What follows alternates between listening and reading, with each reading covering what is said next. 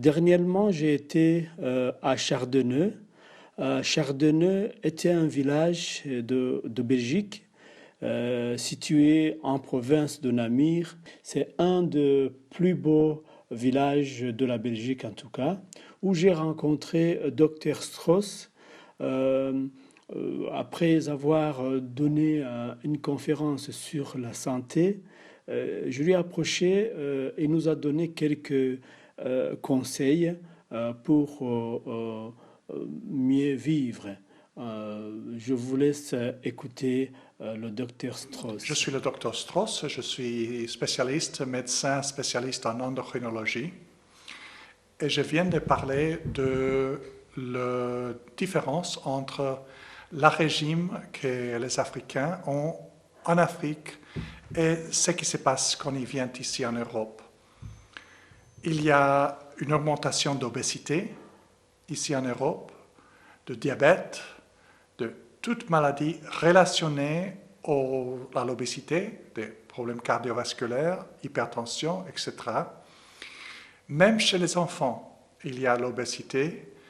Et en même temps, il y a la carence de certaines vitamines, certaines nutritions qui sont très naturelles dans le régime en Afrique.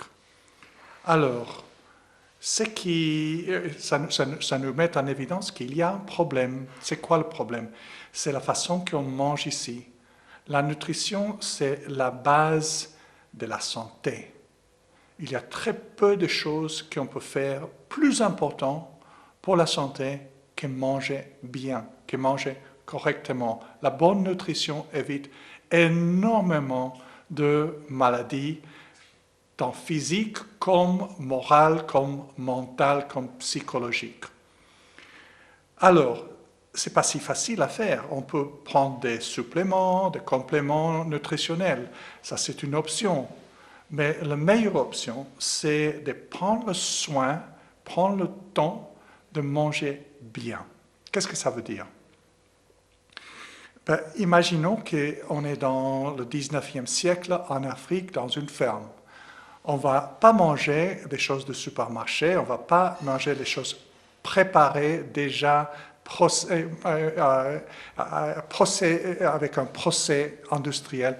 Ça va être des fruits, des légumes, des haricots, du riz naturel qui vient de la terre, qui est tout frais.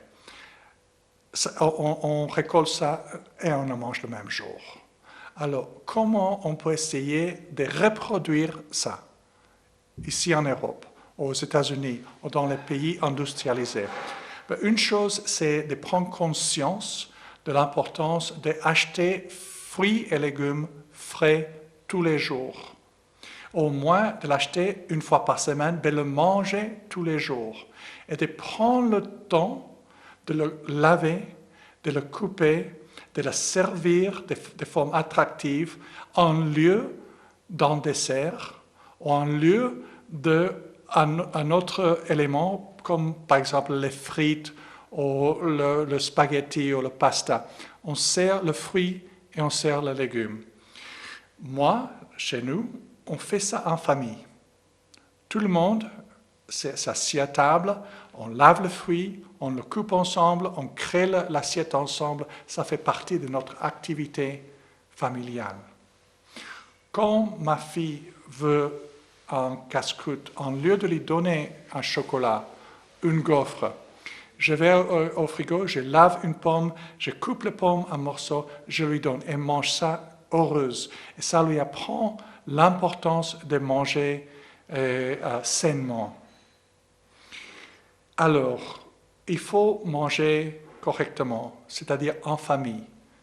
On mange autour de la table. C'est beaucoup plus sain que manger devant la télévision, devant l'ordinateur. Quand on mange devant l'ordinateur, on ne se rend même pas compte de ce qu'on mange. L'assiette est vide, on ne se rend même pas compte qu'on a mangé. Et on a tendance à manger des choses qui sont préparées déjà, des choses qui ne sont pas bonnes pour le corps, et de manger trop. De manger un tout petit peu pour le confort et pour le plaisir qui est pas le même que quand on mange en pensant à ce qu'on mange, en savourant chaque morceau et en donner l'importance à ce qu'on mange. Et pour ça, il ne faut pas être devant un écran, ni l'écran de télévision, ni l'écran de l'ordinateur. Il faut manger avec la famille. C'est une clé de la nutrition. Le préparer ensemble, préparer frais tous les jours, privilégier les fruits et légumes, substituer les fruits et légumes pour les desserts qui sont très caloriques, de manger en famille avec une appréciation, avec une conscience de ce qu'on mange. Une autre chose qui est très importante, c'est d'arrêter de manger quand on se sent, quand on commence à sentir qu'on est rempli.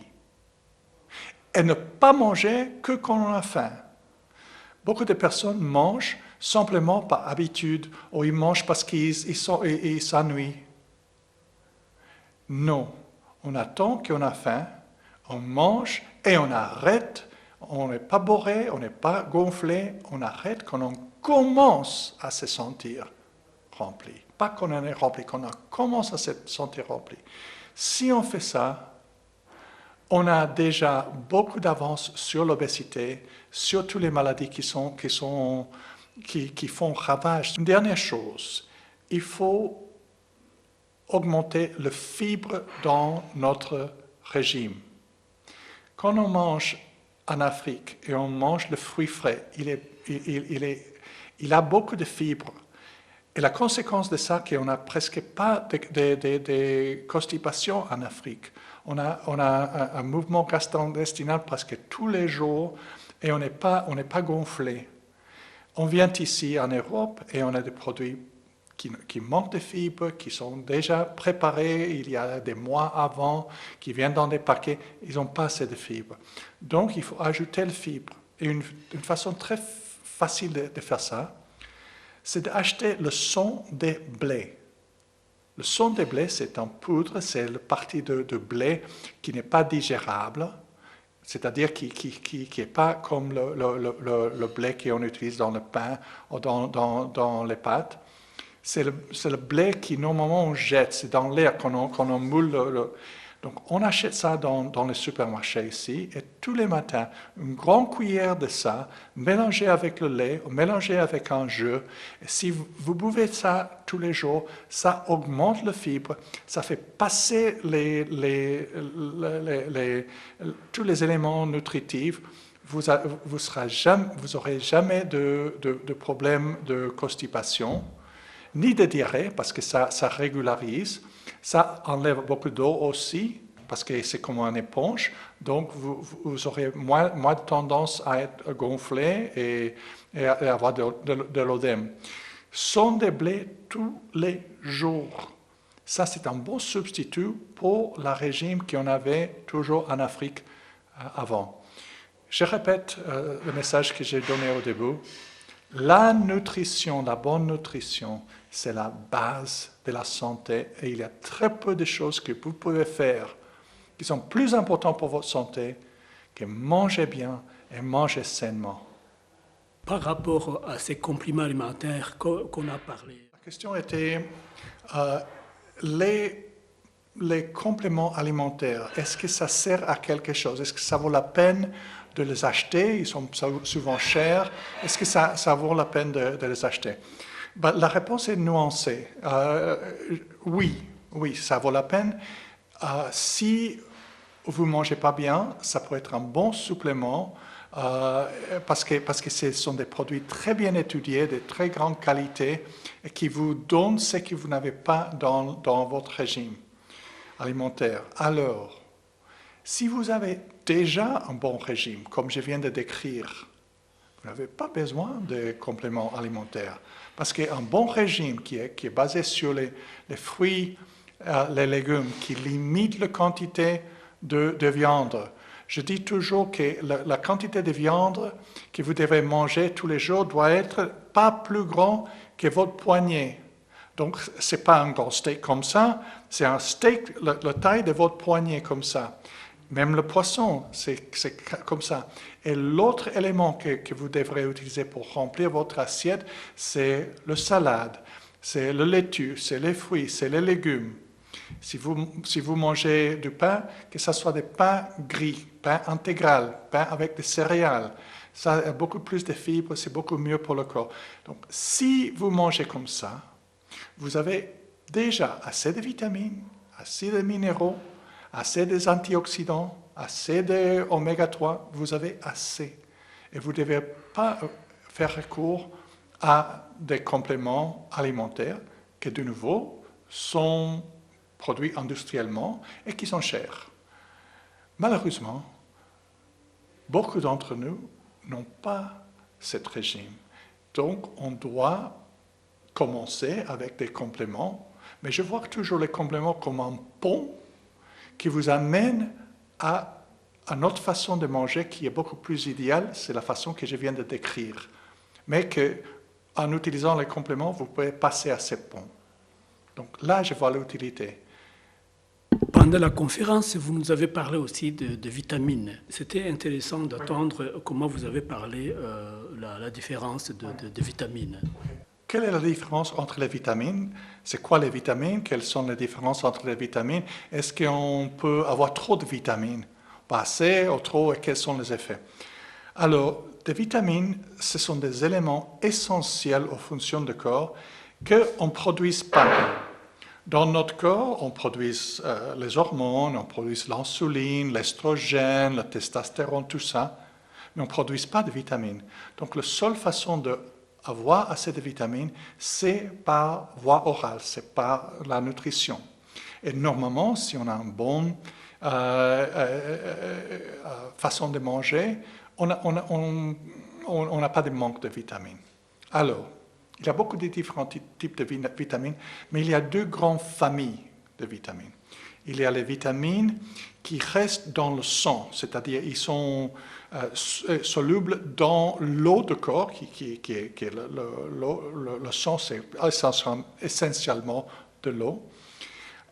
Et l'autre vitamine qui sort du sang et qui sont stockées dans la graisse du corps, c'est-à-dire dans tout ce qui est lipides du corps, donc stomac, fesses, bras. Alors, quelles sont ces vitamines? Donc, la vitamine B et C sont solubles dans l'eau, c'est-à-dire ils restent dans le sang, et si on a des trop, ils vont être filtrés par les reins et ils vont être éliminés par l'urine. Donc, il n'y a pas de risque d'avoir trop de ce type de vitamines, sauf dans le cas qu'on a des problèmes de reins, mais ça c'est assez rare. Ça c'est B et C. Et rappelez-vous que la vitamine B, ce n'est pas un seul vitamine, c'est toute une famille de vitamines. Il y a la B1, il y a la B6, il y a la B12, il y a l'acide folique, il y a la thiamine. Donc il y a beaucoup de différents types de vitamines B. Mais tous les B et tous les C, ceux qui viennent de fruits citriques, sont solubles dans l'eau et ils restent dans le sang et on l'élimine par l'urine. Ils sont par nature moins dangereux d'avoir un surdosage, moins dangereux que les autres. Alors, les autres sont stockés dans la graisse. Ça, c'est la vitamine A, B, E et K. Et chacun de ces vitamines sont importants. Il y a beaucoup de personnes qui manquent de vitamine D, par exemple, parce qu'ils ne reçoivent pas assez de soleil sur la peau. Ça c'est très important pour produire le vitamine D final, le molécule active. Ce sont stockés dans la graisse, c'est-à-dire il y a le risque qu'on peut, si on prend trop, on peut avoir un excès, une toxicité de ce type de vitamines et avoir ce qu'on appelle l'hypervitaminose, c'est-à-dire trop de ces vitamines. Et parfois, avoir trop, c'est si mal, sinon pire, qu'avoir trop peu. Donc il faut éviter, surtout avec A, D, E et K, de prendre trop. Alors, c'est-à-dire, il faut prendre, soit manger bien, là, vous n'avez pas de problème. Ou si vous prenez le supplément, ne prenez qu'une vitamine qui donne 100% de ce que vous avez besoin par jour. Pas 500%, pas 1000%, 100%. Et ça vous laisse dans un bon équilibre et pas de toxicité avec ces vitamines. Docteur, pour terminer, vous avez donné un bon exemple d'alimentation que vous avez reçu quand vous étiez jeune. Donc ce témoignage m'a vraiment beaucoup pris et j'ai aimé. Et puis vous avez eu la façon de le comparer avec la façon dont les Africains mangent et que c'est mieux qu'ici en Europe. Comment vous décrivez ça? Mon expérience comme enfant, j'ai grandi dans la République dominicaine, quand l'île n'était pas une destination touristique, c'était une scène de guerre. On avait une terrible guerre civile dans les années 60 dans la République dominicaine. Et on était coupé du monde, donc on ne pouvait pas avoir ni la viande, ni le porc, ni rien. Donc on n'avait que les arbres qui poussaient dans notre jardin. Donc on avait des goyaves, on avait des papayes, on avait des bananes, des plantains, des fruits citriques, oranges, citrons, pamplemousse. Et on avait aussi des mangues et des cocos. Donc, on mangeait ça. Ma maman prenait tous les jours une banane et on mangeait ça. Et on avait du riz.